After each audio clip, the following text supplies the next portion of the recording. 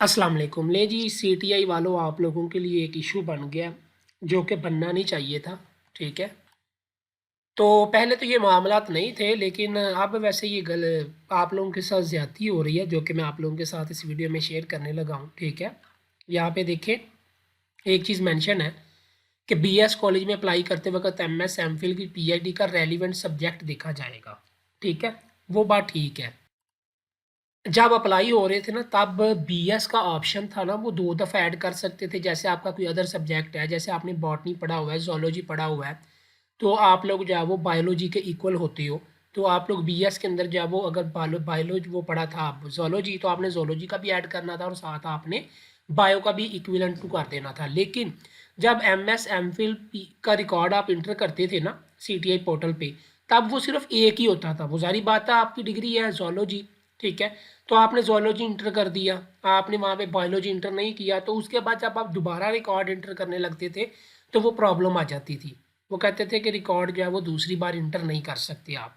अब जो नई बात जो डीपीआई वालों ने, हायर एजुकेशन डिपार्टमेंट ने बोली है, और वो ये चीज़ आपको सामने नज़र भी आ रही है। मैं आप लोगों को लिस्ट दिखाता हूँ।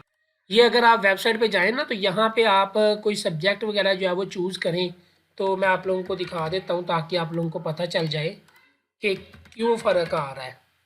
ठीक है, यहाँ से आप सर्च कर लें कोई भी कॉलेज है, वो सिर्फ आप लोगों को फॉर एग्जांपल के तौर पर जो है ना, ये चीज़ समझाने लगा हूँ ताकि आपको समझ आ जाए। ठीक है, यहाँ पे आप लोग देखें, यहाँ पे लिस्ट जो है वो ठीक है। ठीक है, आप लोगों को नज़र आ रही है, लेकिन यहाँ पे थोड़ा सा फ़र्क देखें। इसके 41 है। ठीक है, और ये यहाँ पे है, और 39 वाला इधर आ गया, 40 वाला नीचे आ गया। ठीक है, और फिर ऐसे ही, तो ये जो आप लोगों को ऊपर नीचे मेरिट नज़र आ रहे हैं ना, ये यही रीज़न है। आप लोगों ने पता है एमफिल जो है बीएस की तो चीज़ें डाल ली थी, लेकिन जो एमफिल की थी वो दूसरी बार तो इंटर ही नहीं हो रहा था।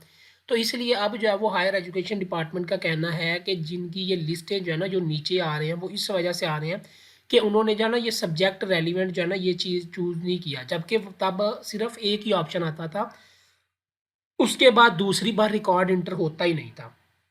तो ये ज़्यादती हो रही है कैंडिडेट के साथ। आप देखिए ना, काफ़ी ऐसे हैं जिनका मेरिट ज़्यादा है, वो अब नीचे आ रहे हैं लिस्ट में, और जिनका मेरिट कम है वो ऊपर चले गए हैं। तो अब according to higher education department वो कह रहे हैं कि जो ऊपर है ना टॉप वाला, उसको जॉब मिलेगी।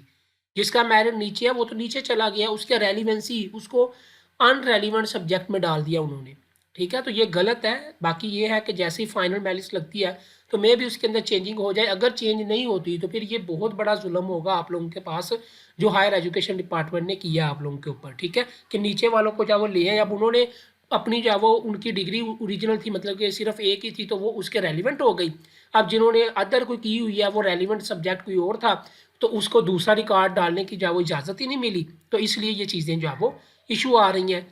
ठीक है, तो बाकी इंशाल्लाह जो भी अपडेट होगी मैं आप लोगों के साथ जो है वो शेयर करूँगा यूआरपीडिया यूट्यूब चैनल के ऊपर। आप लोग वेट कर लें, आज इंशाल्लाह जैसी फाइनल मेरिट लगती है तो उसके अंदर क्या बनता है वो देखते हैं, फिर मैं आप लोगों को सारा प्रॉपर समझाऊँगा।